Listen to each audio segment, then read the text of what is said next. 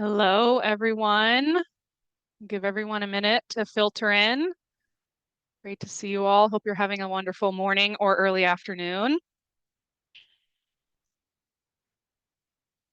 While we're waiting, if you want to type in the chat where you're calling in from, we'd love to see all over. I'm here in San Francisco where we had a tsunami warning last night. Quite an eventful evening. Thankfully, it was just that and nothing more. And it was just an advisory. Anyway, everyone's filtering in, so welcome everyone. Thank you so much for being here. I see it in Northern Virginia. Let us know where you're calling in from today. We're really excited to get together and share some big changes coming and some observations.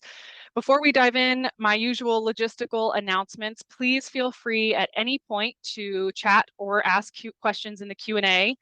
As we're going through the slides, we will try to get to those at the appropriate time. And if we don't get to them, circle back to them at the end during Q&A, and also follow up via email. If there's something specific or one offer that we don't get to, we will follow up after. We are also recording this webinar, so if you want to refer back to it or share it with anyone who asks you questions or who may benefit from it, we will have it posted on our website in addition to the slide deck in the next couple days. And so that will be available for you then. So we'll dive into our agenda today, Rising Above the Noise. So today we will be covering the One Big Beautiful Bill Act.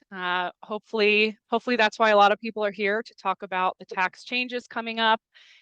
There are some deadlines quickly approaching within 2 months of today, and then the end of this year. We'll talk about those in case action needs to be taken.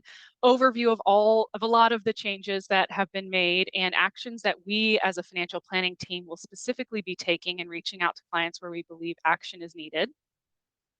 And then we'll shift over to Yusuf. Yep, and we'll be doing an update on second quarter performance this year, looking at performance over a few slices of time and tracing some interesting threads that we've been observing. And then a couple points about current events, recent happenings in the news, and things we're watching as we look towards the second half and the end of the year. Wonderful. And with that, Lauren. Let's take it away. So what you're all maybe here for, at least some of you, One Big Beautiful Bill Act, OBBA. This was the tax law, recent tax law signed into law by President Trump on July 4th of this year. And this is something that we knew was coming. So when President Trump was in his first administration, there was a big tax bill at that time called the Tax Cut and Jobs Act, or TCJA. You see that here on the slide, you'll see that a few times. And most of the provisions in this Tax Cut and Jobs Act were set to sunset at the end of 2025. So we knew that there was something coming in the tax law world. For a while, it sounded like it was really maybe just going to be a simple extension of all of the provisions in the TCJA. There were a lot of promises on the campaign trail about no tax on tips, no tax on overtime wages, Social Security, a lot of pieces. So of course, there were a lot of debates and a lot of different iterations of the bill. And what we ended up with is a bit of a mix. Some extensions from that original TCJA, some of those provisions that were set to sunset at the end of this year were in fact made permanent, and some brand new provisions that were not in the original TCJA that have been added in. And so what we'll do is we'll dive in. There were over 900 pages in this bill, so we certainly won't get to all of the changes. And there are a lot of changes that are part of more of the social construct of our country, different pieces. What we're going to focus on today are some of the biggest changes that we think will be most pertinent to you. And there are a couple I mentioned earlier that have some very quickly approaching deadlines. So we'll go over those first. 2 different credits. The first one is the electric vehicle credit. So there is a tax credit if you purchase an electric vehicle, $7,500 if it's a new vehicle, $4,000 if it's a used vehicle. And this tax credit, as part of this bill, will now expire at the end of September. So 2 months from today is the window you have to buy a new electric vehicle or used electric vehicle and get this tax credit. One thing I'll note about this tax credit, it's what's called non-refundable. So you don't just get a check outright for $7,500 or $4,000 if you buy one of these cars. What it does is it offsets any taxes you may have paid in the form of estimated taxes or withholdings on your pay stubs, and any taxes you may owe on tax day next year. So if you owe $7,500 in taxes, that credit would reduce those taxes. You would owe nothing in taxes. But if you only owe $5,000 in taxes, it simply reduces that to zero. It does not give you a refund of $2,500. It's not anything that you can carry forward to future years. So that's the EV credit. The second one is the solar panel credit. And what it's actually called is the residential clean energy credit. And this is most often something you see when you're installing solar panels on your home. And originally, this credit was set to last through the end of 2032. But there's a major change. And the change here is that this credit now is only good through the end of 2025, so December 31 of this year. And the biggest caveat here, the biggest thing to be aware of is that your solar panels must actually be fully installed by December 31, 2025 in order to claim this credit on your tax return. So as you might imagine, if you've ever done renovations, work on your house, it takes a long time. Contractors take longer than they say, especially now with this credit coming to an end. These companies are likely to be very busy. So if it's something that you already have in progress, make sure you are keeping on them, getting them going. If it's something that you are getting ready to do, you really need to act soon. And one of the things I'll say is that tax credits are not a reason in and of themselves to go do something. If you're not already in the market for an EV or planning to put solar panels on your home, there's not a reason to all of a sudden change your mind and go do this because of a tax credit. It's just something to be aware of, that if you are in the market for an EV or you are in the process or we're thinking about doing solar panels soon, you need to act. And so next, what we'll talk about here, yeah, thank you, Yusuf, you read my mind. Some of these TCJA provisions that were made permanent. Now, these are things that were not previously in the tax law or part of the tax law in this way before that TCJA in 2017, and they have been made permanent. So the first one is tax brackets. So these numbers you see below tax brackets, those are the actual percentages in each of those different tax brackets. The United States tax system is progressive. So that means if you have income that falls if your total income falls in that 32% bracket, you don't pay 32% on every dollar. You fill up each bracket. You pay 10% on the 10% bracket, 12, 22, 24, 32, 35, and 37. And you may recall for high income earners, there used to be a top tax bracket of 39.6. In this case, these tax brackets have been made permanent. So the tax brackets you see in front of you apply at different income levels to single filers, married filing jointly, and head of household, or married filing separately. The other one that has been made permanent is this standard deduction. So if you are a tax nerd like me, you may remember pre-2017, standard deduction was about half of that amount, and it was set to sunset back to that smaller amount at the end of 2025. The OBBA, the One Big Beautiful Bill Act, has made this higher standard deduction permanent. So in 2025, it's $15,000 for single filers, $30,000 for married filing jointly. You can see here in 2026, that will go up to $15,750 and $31,500 respectively. And that standard deduction is indexed for inflation every year. So it will go up slightly each year with inflation. Another big one that was big on our minds in seeing what was going to happen with tax law change is the estate tax exemption. So again, this estate tax exemption was greatly increased as part of the TCJA in 2017. It about doubled at the time and has been indexed for inflation every year since. And it was set to sunset back to half of the current amount at the end of 2025. This too has been made permanent. So this higher estate tax exemption has been made permanent. This starting in 2026, the amount is $15 million per person. And this year it's $13,999,000. And what that means is that at your passing, all of your assets are added up and your estate is determined. If your estate is under that 15 million threshold, because this is a per person threshold, you do not owe federal estate taxes. There are a couple states that still enact and still have state estate taxes, but federally you will not owe any estate taxes if your estate is under $15 million. And this number also will be indexed for inflation going forward. The QBI deduction is one of those ones that if you know about it, and you were paying attention and you're happy it has stayed. It's pretty complex of what it is. It stands for qualified business income. And it's a provision that allows certain qualified businesses and owners and operators, sole proprietors of those businesses to deduct up to 20% of what is defined as qualified business income. And within that, there's a whole formula about certain amount of W-2 wages, all the other pieces that fall under this deduction. That has also been made permanent. And there were some discussions about it being expanded, some about it being constricted. It has been made permanent at what it was before. So if you've seen a qualified business income deduction on your tax return, it's likely you will continue to see that if you still have that qualified business going. Now, a big one on our next piece here that we will get to for people in high tax states, this has been one that has been a hot topic of conversation, the SALT deduction. So SALT stands for state and local taxes. So this is a deduction that is on what is called your Schedule A. If you itemize your deductions, you get to take a deduction for how much you have paid for state and local taxes. That includes things like income taxes that you pay on your California, New York, Virginia, any of your state tax returns that actually have state taxes, but it also includes your property taxes. And the TCJA capped this deduction at $10,000, which for high earners in these high income tax states was a huge hit to those itemized deductions and actually made it pretty common, much more common for the standard deduction to be used in the years in between. Because with the standard deduction, if you recall, jumped up to 15 or 30,000, depending on single or married. Now you're limited to 10,000 on the state and local taxes. And if the other major deductions would be mortgage interest that you pay on any mortgage and charity that you're giving, as well as if you have medical expenses above a certain floor threshold of your AGI. And so what this did was it made the standard deduction really pretty common. So this has been something that has been certainly high on the radars of everyone in these high income tax states. And it has been quadrupled.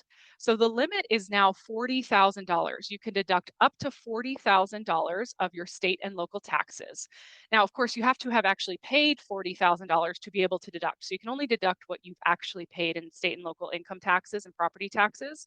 But there is a caveat. There's always a caveat. The IRS does not make anything simple. There are income phase outs. And so a lot of the pieces that we'll talk about, there are income phase outs here. So what this income phase out says is that if your income is above $500,000, you start to lose a percentage of every dollar of that deduction for every dollar you earn above $500,000. So it's a 30% phase out for each dollar above $500,000, which means you fully phase out of this additional SALT deduction by the time that your income reaches $600,000. So you still will get $10,000. $10,000 is the minimum for the state and local tax deduction. It does not phase out to zero. It will phase out to a minimum of $10,000. One thing that I think is really interesting about this state and local income tax deduction, and maybe this is just the nerdiness in me of the tax person who likes these things, this $40,000 limit and this $500,000 and $600,000 income phase out applies to most filers, whether you are a single filer with a single tax return and single income or married filing jointly. The only tax filing status that gets a little bit of a ding here is the married filing separately status. And in that case, all of these numbers are cut in half. So the state and local tax deduction maximum is $20,000, not $40,000. And the income phase outs are also cut in half. So the phase out starts at $250,000 of income and it ends down to that $10,000 minimum at $300,000 of income. This $40,000 will increase. It is a fixed 1% per year through 2029. So $40,000 starting in 2025, 1% increase in 26, 27, 28, and 29. And then it reverts back to that $10,000 maximum that was previously the law in 2030. And so I would imagine, that timing was by design here, but it is something where clients and individuals with income below that $500,000 limit who are paying more than $10,000 in state and local taxes, you will see an increase in that state and local tax deduction on your Schedule A. There are some additional deductions that we'll consider next. And I realize that I think there's a lot of detail here, and I actually meant to start with a bit of a caveat that as we mentioned, this is being recorded. I also wrote an article about these changes in the Live Big Way Digest that went out about 2 weeks ago. So you can always refer back to that for some of these income thresholds. And I will be writing at least one more, if not more, on expanding some examples of how these phase outs actually work based on different income levels, and expanding on some of the pieces and some of the changes that I didn't write about in that article and that more will become clear on later. So I know this is dense. I appreciate you all sticking with me through this. If you have questions, please don't hesitate.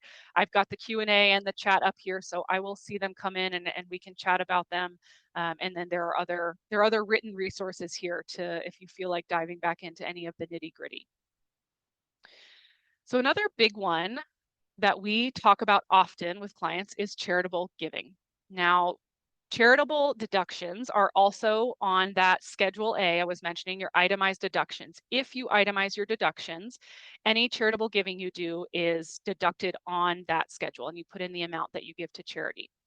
One of the new provisions in this One Big Beautiful Bill Act is that there is a new 0.5% AGI floor for people itemizing deductions. Now, that was exactly what we shouldn't be doing. That was a bunch of jargon. So I'm going to explain what that all means.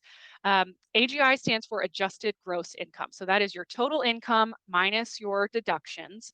That's your adjusted gross income. And so 0.5% of your AGI becomes the floor. So what that means is if you have $100,000 of income, any charitable giving you do that is below $500 does not show up on your itemized deductions. It's only when you give more than that 0.5% AGI floor, that you can then add those deductions to that Schedule A. So this means a few things. For some, 0.5% doesn't sound like that much. It may not be that much, but it could be a significant amount depending on how much you have available, how much you like to give, and what your total income is.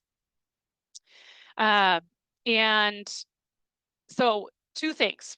One thing that many of our clients are well aware of and doing is if you are of required minimum distribution age, which means you are over 73 at this point is that RMD start age, and you have charitable intent and you give to charity often, depending on your other itemized deductions, if you would otherwise take the standard deduction, qualified charitable distributions from your IRA can be really powerful. They continue to be really powerful. And a qualified charitable distribution is simply money that goes out of your IRA directly to a charity. So logistically, Schwab has a specific form. You fill out the charity, they can send the check to you or directly to the charity.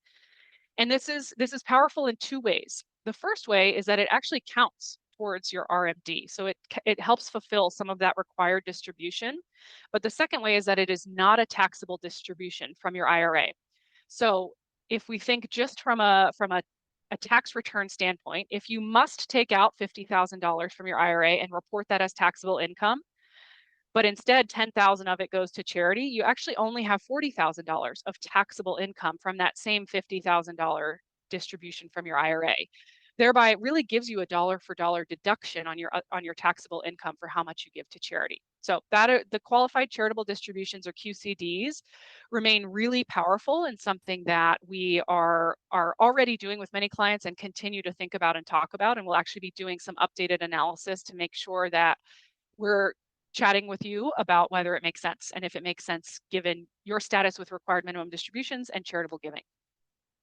The other piece here is what's referred to as bunching. So this new 0.5% AGI floor does not take effect until the 2026 tax year, which means if you are itemizing deductions, you get to deduct all of them on that Schedule A this year. There is no 0.5% floor. And so what that means is that bunching charitable contributions into 2025 is likely to make sense for many people. And bunching just means you give a couple years worth of charitable donations in 2025, take the full tax deduction in 2025, and then skip the next year or 2 or 3 or however many years you bunch into 2025. Often this is done through a donor advised fund. So clients who have donor advised funds, you can give a big chunk of appreciated stock to that donor advised fund in 2025. You get the full tax deduction for it on your 2025 tax return, and then you can dole out the grants evenly over however many years you've planned for this bunching.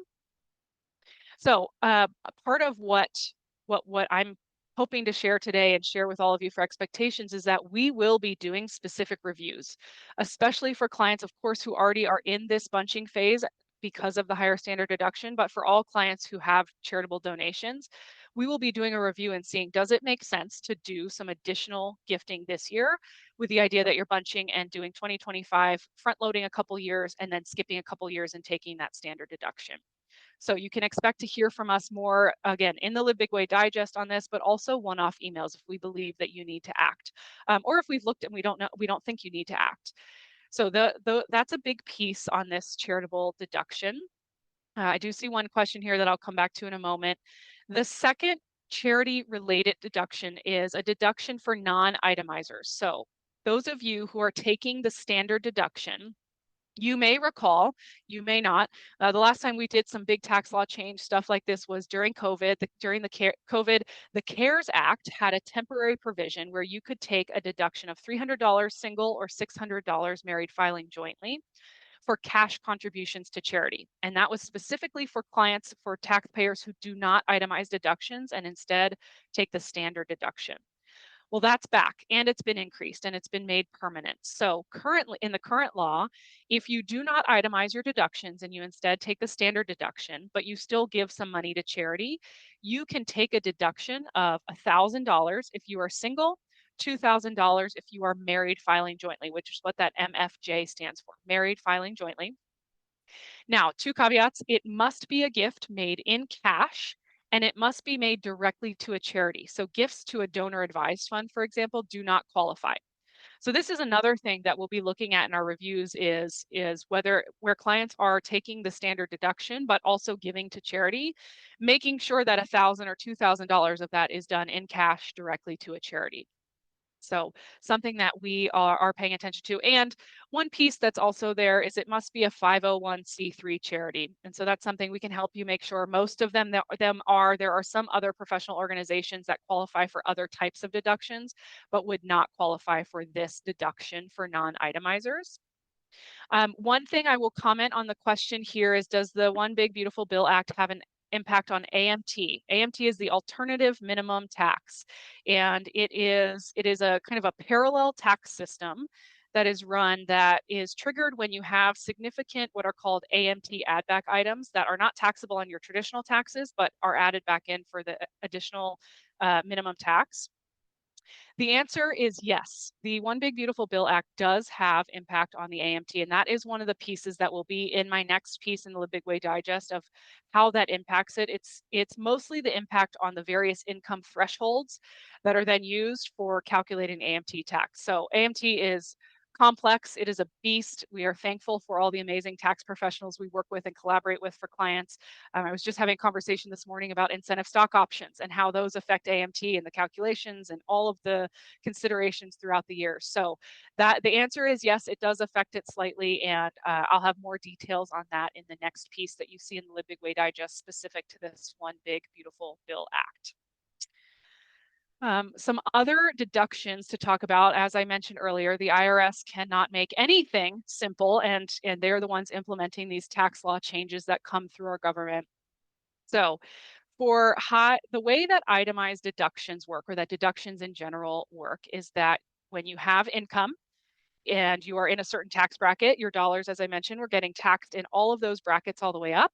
Your deductions come off the top. So they save you in taxes from those top tax rates. So for example, if you were previously in the 37% marginal tax bracket and your top dollars were being taxed at 37%, your deductions were saving you 37% for every dollar of deduction. That is no longer the case. Specifically in this 37% marginal tax bracket now, the benefit of these itemized deductions will be limited to 35%. Logistically, functionally, how this is done is there is an equation that is used for your itemized deductions that basically reduces the amount by 2/37 if you are in that 37% marginal tax bracket. Again, they can't make anything simple. I see you chuckling, Yusuf. And so that is something to be aware of. It is something that the tax professionals that we're collaborating with certainly know and is built into their systems. All of this is surprisingly already built into the tax planning software that we are using as well, which is really great. We can see what the differences are. We can see how these effects will change taxes over the coming years. And one of the things I'll note is that this only applies if your income is in that 37% marginal tax bracket, which starts at about $636,000 for single filers and about $763,000 for married filers. And this is really getting all the way down to how much of your income is taxable. So that's all of your earned sources of income, whether that's wages, self-employment income, IRA distributions, pensions, Social Security, portfolio income, then minus all of those deductions. What's that taxable income number at the bottom? And then that determines this 37 or 35% benefit here. So now we'll talk about some slightly different deductions. Just checking, no other questions, but again, feel free at any point. These are what are referred to as below the line deductions. So if we think really generally about deductions from your income, there are above the line deductions and there are below the line deductions. And this mysterious line is that AGI, or adjusted gross income figure in general, that we're talking about. And so above the line deductions reduce your adjusted gross income. And that's important because adjusted gross income, as you've seen, and as we'll talk through here and some other pieces, is often what is used to determine when you qualify for certain deductions and when you hit those phase out ranges for other deductions and when you are fully phased out from certain deductions. Below the line deductions are still great. They still reduce your taxes. They still help you save on taxes, but they don't reduce that adjusted gross income factor that is used to determine other phase outs with other deductions. One of the first things I'll note is that all four of these deductions you see here are temporary. So they take effect with the current 2025 tax year and they expire after the 2028 tax year. So one of the big ones that you may have heard of is this new senior deduction. The senior deduction is a $6,000 deduction that is available regardless of whether you itemize or take the standard deduction. And it is actually in addition to the current additional senior standard deduction of $1,600 per person. And so this deduction is, again, available if you are over 65 years old.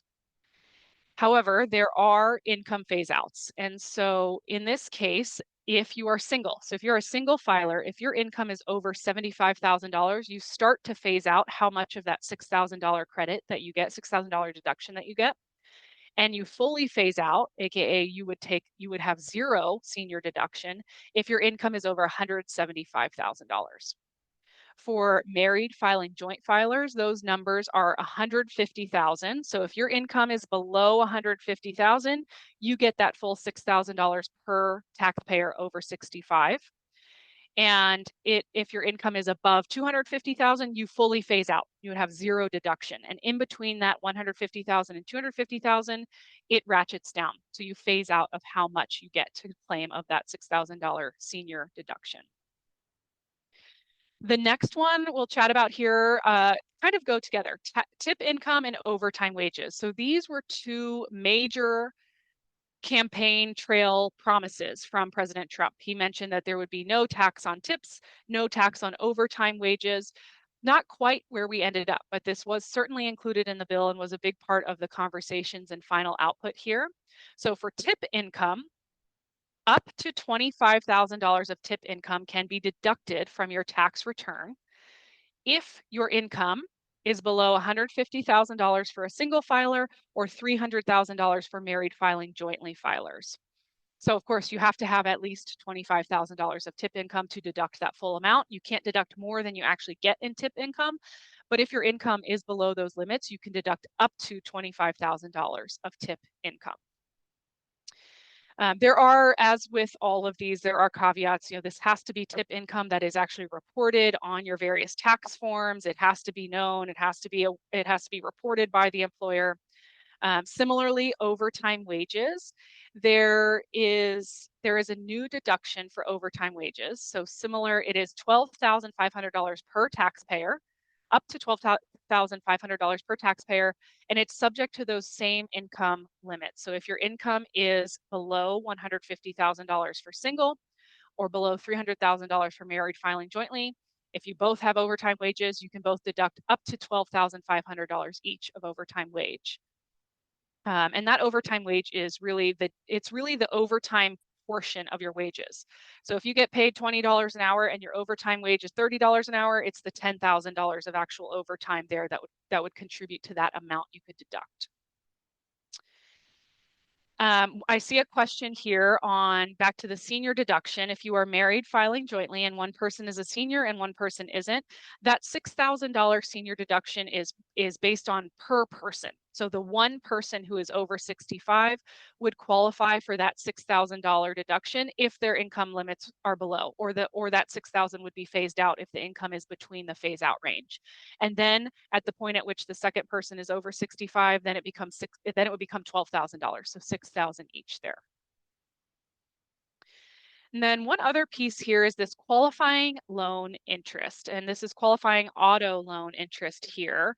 And so this is a new deduction. This is one of those brand new pieces, a new deduction for up to $10,000 of qualifying loan interest. And what makes that qualifying is that first, it must be for a new car purchased after December 31st of last year. So if you have purchased a new car in 2025, and the car must have been, or if you're purchasing it in the future, it must be assembled in the United States.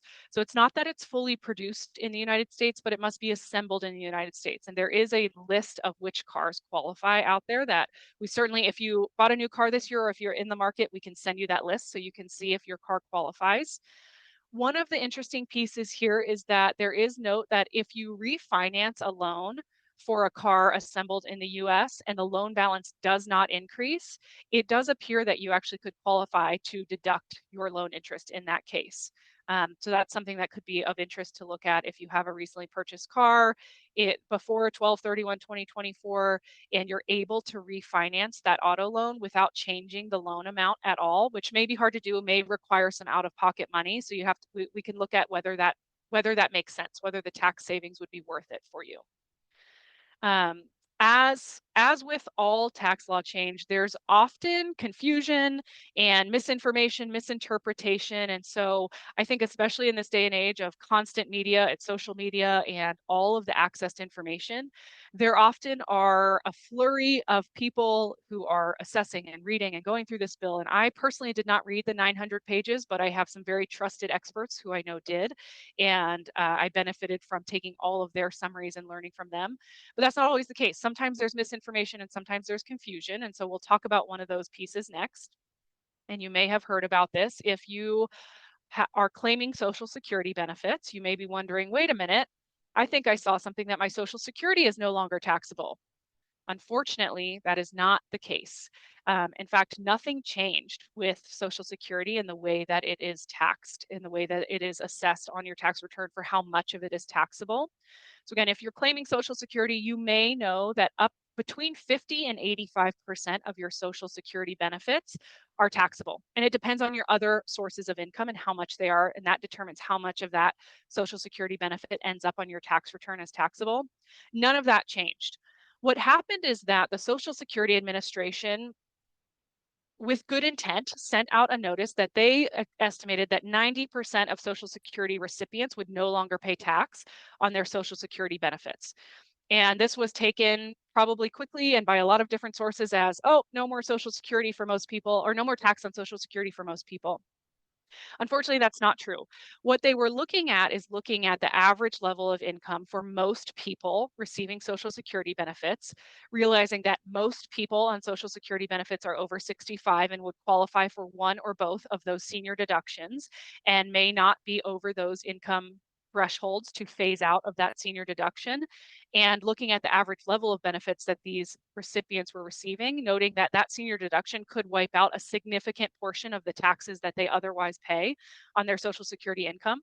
And that is true for some of those people where those numbers all align and that puzzle fits, but it's not true for everyone. And that's for a number of reasons. There may be other sources of income where these taxpayers don't qualify for that senior deduction. There also there also are people who can claim Social Security as early as 62, and those at 62 will not qualify for that senior deduction until after 65. So what they were sending certainly was with good intent, but it was taken quickly and broadly and caused a lot of confusion around Social Security. So all that to say, no actual changes to how the Social Security taxability is calculated, but all of these deductions certainly will affect different clients in different ways. And one of the things we'll be doing certainly is meeting with you and looking at what will these effects be? What will it look like this year versus next year versus future years as these changes happen? And then again, in a couple years, we'll be talking about this again because some of these are set to sunset.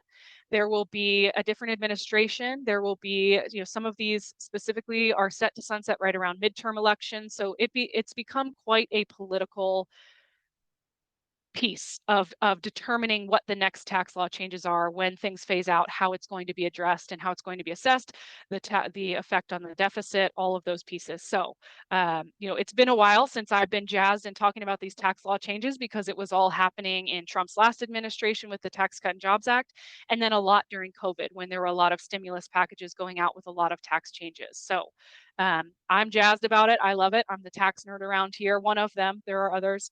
But you'll be hearing a lot from us on this, both in this format, in the Live Big Way Digest, in our meetings together, and in our usual ongoing tax planning and year-end tax planning. So now we will talk about children, those wonderful, chaotic parts of our lives. There are a couple different changes pertaining specifically to children. 4 of them that we'll actually talk about here. The first being 2 credits. So the child and dependent care credit, the child tax credit. And these ones also are, I would say, pretty nuanced, pretty detailed on what the numbers are, what the calculations are, what the income phase outs are, how many children you have, all those pieces. And so I'll speak generally here, but if you have specific questions about your situation, please do reach out and we can talk about the actual numbers and what things look like based on your income and your credits. The piece I'll share here is that the child tax credit has been permanently increased to $2,200. And that is starting with this tax year, 2025. There is an income phase out. It starts at $200,000 if you are a single filer and $400,000 of income if you are married filing jointly. Along with that, the child and dependent care credit, so related to children, but different for care, for actual child care and dependent care if you have dependents and you are paying for care for them. What they've done here is increased the percentage of care expenses that can be used to calculate the credit. This one starts in 2026. So there is an expanded percentage of the actual costs that you pay for child or dependent care that can then be used to calculate how much of this credit that you get based on all the other factors, income, how much you're paid, how many children and dependents you have. The second one on the screen here is about dependent care flexible spending accounts, or FSAs. And so these are accounts that you can put pre-tax money into and use to pay for dependent care. So that's for things like nannies, babysitters, preschools, private schools, those various pieces. And this limit is currently $5,000 a year that you can put into one of these accounts pre-tax and then use for those expenses. This amount is going to increase to $7,500, and this will start in 2026. And so that is a really significant increase and a significant benefit for families who are paying for care for children or dependents and using some pre-tax money to fund some of those care costs. So not only it's a significant dollar change, certainly it's going up, by 50% there. This one also starts in 2026, and the way that it's worded is that it's for plan years starting in 2026. So if your employer plan, open enrollment is coming up like ours is, our next plan year starts in October of 2025.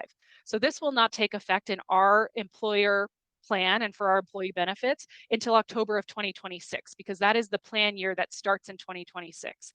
If you instead have open enrollment in January, February, or March, and your plan year starts in February, March, or April, this would apply in your employee benefits in your plan starting at that point. And one of the other big ones that will, I will spell this out more additionally in the next Live Big Way Digest article that I share on the One Big Beautiful Bill Act. But there has been an expansion for 529s in two ways. First, the list of eligible expenses for 529 withdrawals for kindergarten through 12th grade has been expanded. And it's also been expanded for post-secondary credential expenses. One of the things I'll share here, very near and dear to our heart, is the Certified Financial Planner, the CFP designation, qualifies. Expenses for obtaining your CFP can now be taken out of a 529. So it's really great that these expansions are happening both on the kindergarten through 12th grade side and on this post-secondary credential expenses. Is just giving more and more benefit to people to use these. And the amount that may be withdrawn for kindergarten through 12th grade right now is $10,000 a year without penalties. And that increases to $20,000 a year without penalties next year, starting in 2026. One caveat there, some states do not follow that law, and there is still a penalty in the state. So California, for example, you can take out $10,000 penalty, tax and penalty free federally. But if you take that out for kindergarten through 12th grade in California, you pay a 2.5% penalty. So just something to be aware of there, that there are certain states that do tax that. So something we can talk about if you're expecting or planning to take money out of a 529 for those expenses. All right, so some additional provisions here, and again, thank you all for sticking with me. I know there's a lot of detail here, but there are these special retirement savings accounts for children, currently being referred to as Trump accounts. And so these accounts are for all children who are 0 to 18.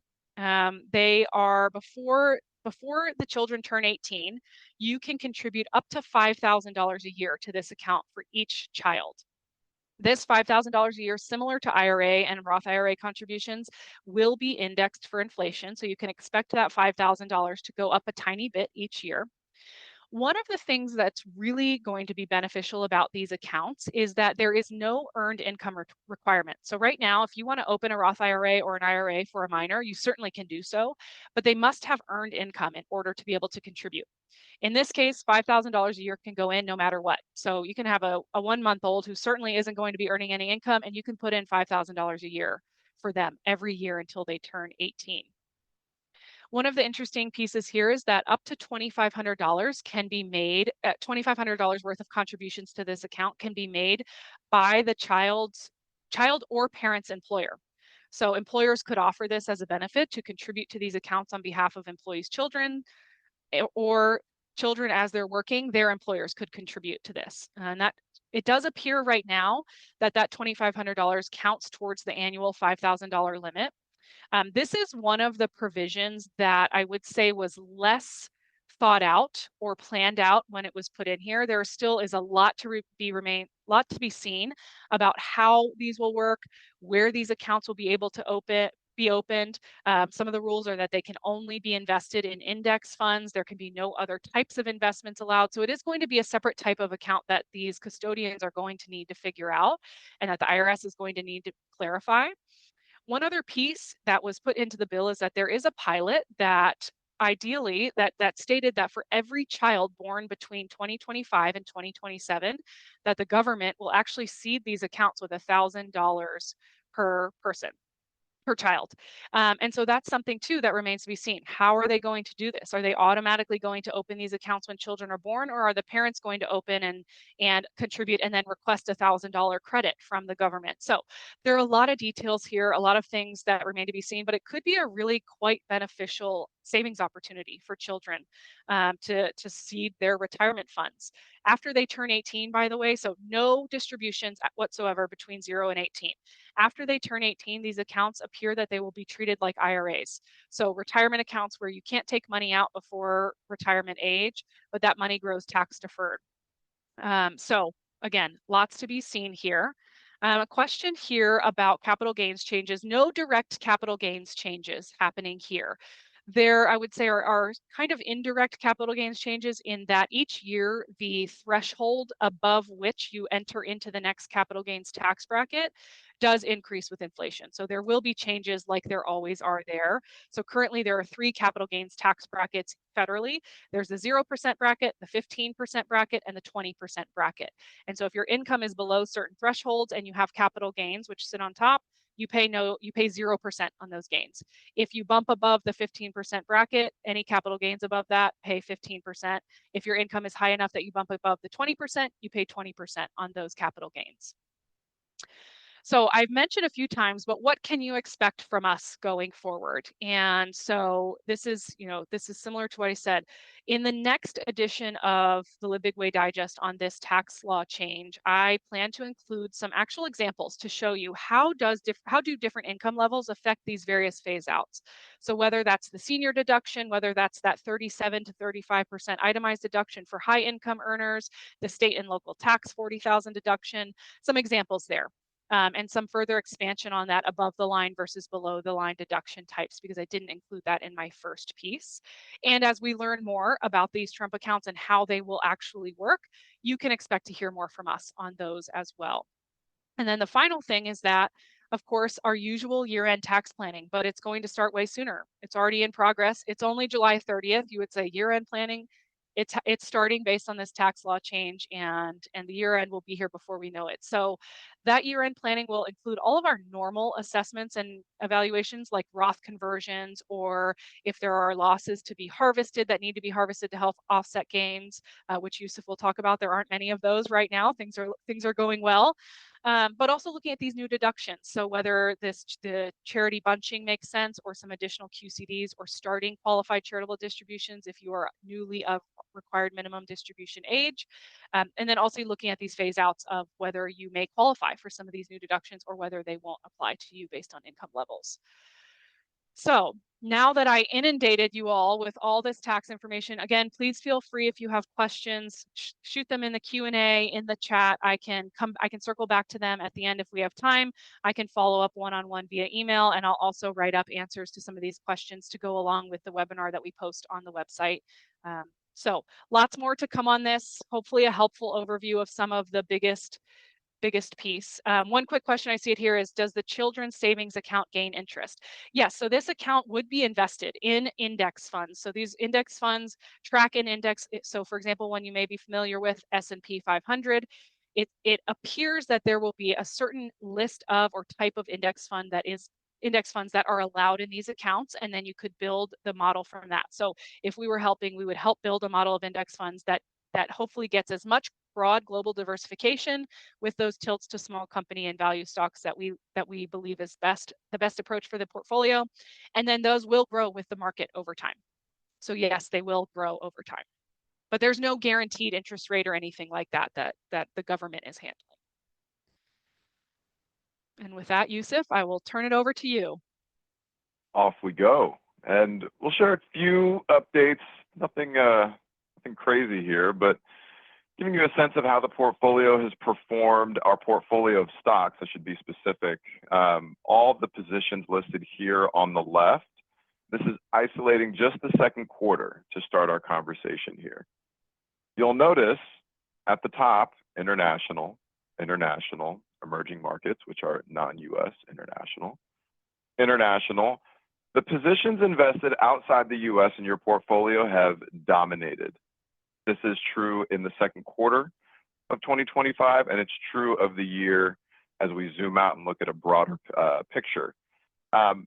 US stocks performing better than they did in the first quarter and still just not keeping up with international developed markets.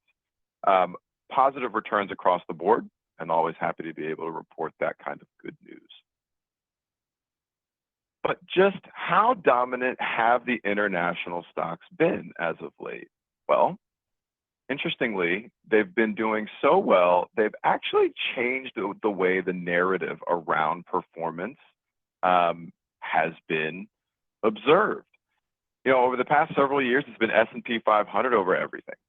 And while the S&P has continued to be performing well, it just hasn't kept up with some of the other components of your portfolio, namely those invested outside of the US. So if we expand from the second quarter and look at year-to-date numbers, you'll notice that still international small value, large value, international small, international large, and emerging markets all outperforming the S&P 500 year-to-date. And this is through earlier this week, July 28th. You can see the international small value position up 30% just through the first 7 months of this year, and on down the list. So we're picking on the S&P 500, not because we don't like it. We invest in it on behalf of our clients and all of their accounts, all of your accounts, I should say. But just focusing on how the story has changed just based on performance over the past 7 months. If we zoom out even further and look at the 1-year numbers, here we are again, international small value, large value, and international small, all outperforming the S&P 500 over the past 12 months. If we look even further and we look at average annual returns for the past 3 years, again, due in no small part to the way that the international stocks have performed this year, both international small value and international large value, the positions in your portfolio, have outperformed the S&P 500 average annual returns over the past 3 years. And we looked at the last 5 years as well. Not just international.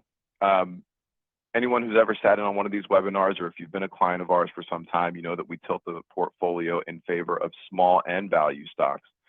Small company stocks domestically, if we look at the 5-year average annual returns, have also outperformed the S&P, as have the international large value stocks. So just interesting to note how the story can change and how quickly the story can change.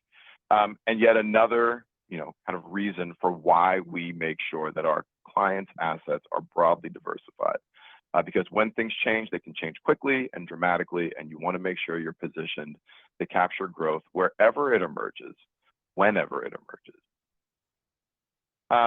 We'll move ahead, and I'm not going to spend a lot of time on this slide. We included it because we thought it was a really nice graphic that summarized all the ups and downs and changes in tariff policy over just a few short months. Beginning of this chart here, April, Liberation Day, as it were, in the early part of that month.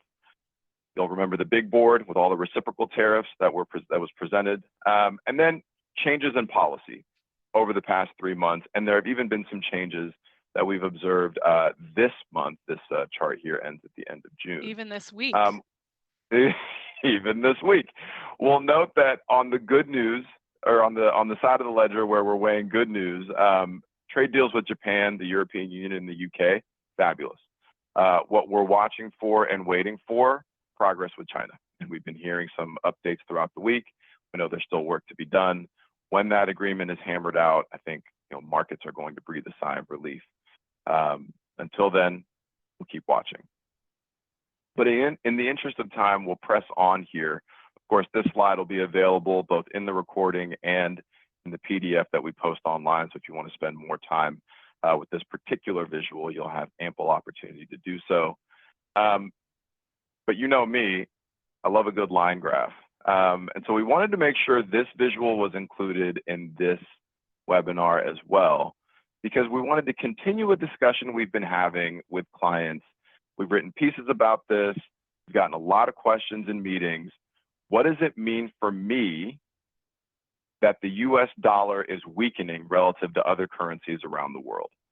So this visual is showing the value of the dollar relative to 4 other major currencies, and it's showing a track record going back about 35 years, 1990, beginning of this chart here. The dark blue line representing the British pound, the green line representing the euro, the light blue line representing the Japanese yen, and the yellow line representing the Canadian dollar. The exploded part of the chart here, just focusing on the first 6 months of the year. Emphasis on the first 6 months of the year, because there is a punchline here that we'll get to, referencing what's been happening in July. The dark blue line, again, you can see the declines against the various currencies. So just showing how the dollar's value has declined relative to these 4.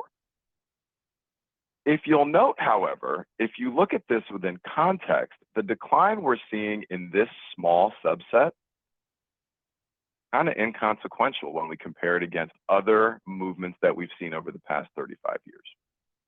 So again, you know us, we like to look at things in context. The last 6-7 months may feel scary, but when we zoom out and look at the broader swath of history, we can appreciate what we're seeing right now isn't really anything to be concerned about, especially when we add this little tidbit. In July, the dollar has rebounded fairly significantly, up almost 3%. Right now, the dollar index, a live look, I'm looking at it on my phone, at 99.55, just shy of 100, that being kind of sea level, if you want to use that phrase, so kind of running right across the middle here. We don't feel that there's any reason to be concerned about the dollar losing its place as the world's reserve currency or anything like that. The United States is still responsible for a quarter of the world's economic output. Foreign countries still own about $9 trillion of the U.S. national debt. So we don't foresee any major shifts on this particular part of the landscape anytime soon. Finally, just closing here, we've got a few minutes left. Summarizing some of the things that we're keeping our eyes on. If you were double dipping and also paying attention to what the Fed was doing, Jerome Powell has a news conference running right now. The Fed did not change interest rates today, and here's why. Annualized estimates for second quarter GDP, that's a measure of U.S. economic output, clocking in at 3% annualized. That's positive, and a sharp turnaround from what we saw in the first quarter of this year. Small pullback in the first quarter, totally erased by the growth that we've seen in the second quarter. So the economy is performing well. In addition, the things the Fed manages, inflation, not quite at 2%, but getting close. We're going to get a new personal consumption and expenditures report tomorrow. So keep an eye out for that number. If it gets any closer to 2, the Fed is going to be even more entrenched, I think, in its position to not lower interest rates anytime soon. Likewise, we look at unemployment. 4.1% is just as good as 4%. 4% is full employment. So the economy is strong in that particular measure as well. We'll get fresh employment numbers on the jobs report at the end of this week. Stay tuned for that. And then finally, the Fed is concluding its July meeting now, today. Only 3 more in 2025. Will we see an interest rate cut? We don't know. But as long as the economy continues to perform and perform well, and we see these measurables kind of clocking in at numbers that don't make the Board of Governors uncomfortable, we may not see an interest rate cut this year. We'll see. It's anyone's guess. But so far, so good in terms of economic performance. And we'll be watching along with everyone else to see how things shake out for the rest of the year. And with that, go ahead, Lauren. We've got a great question here, just back to your dollar decline piece. Did the dollar decline during the first half of 2025 contribute to the gains in international stocks during the same time period? Oh my gosh, and I skipped right over that point. It's in my notes, and in a rush to try to get here before we ended it with not enough time, I skipped it. Yes, we do not hedge against currency rate fluctuations for our international stocks. What does that mean for you? It means when we convert earnings abroad back to US dollars, if the dollar is declining in value, we get more dollars back when we convert those gains back into dollar terms. So yes, it's not just that the international stocks have been doing well, but they're almost supercharged by the fact that the dollar has been in decline relative to other currencies. Thank you for the question and for the opportunity to make that point. Yes. And one more that I had come in while you were chatting, just back to some of those charitable donations, that special new $1,000 deduction or $2,000 for married filing jointly for cash contributions to charity for those who take the standard deduction. A really great question from a client came in. Does this count if you make a contribution via check or via credit card? Yes. It doesn't have to be that you actually get cash out of the ATM and walk and hand it to the charity. It's a really great clarification. The distinction there is that you cannot give property. So you can't give shares of stock or property, donate property to a charity and get this specific deduction. It has to be in the form of cash, whether that is actual cash or you write them a check or you pay by debit or credit card online to give them a donation. Those all qualify as cash contributions that would qualify you for that $1,000 or $2,000 charitable deduction if you take the standard deduction. So great clarification there.